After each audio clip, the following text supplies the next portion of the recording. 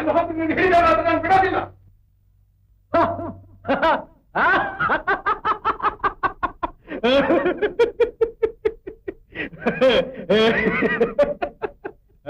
ಹಿಡಿದು ಬಿಡ್ತಾರೆ ಅಂತ ಹಿಡಿದು ಬಿಡ್ತಾರೆ.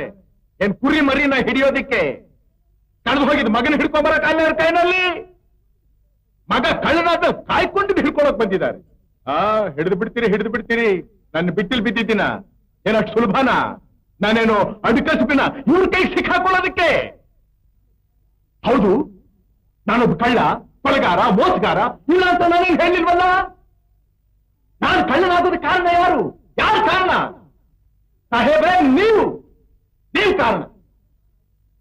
ನೀವು ಸಾಕಿದ್ದ ಮಗ ನಾನಾಗಿದ್ದಿದ್ರೆ ನಿಮ್ ಹಾಗೆ ನಾನು ಒಬ್ಬ ದೊಡ್ಡ ಆಫೀಸರ್ ಆಗಿರ್ತಿದ್ದೆ.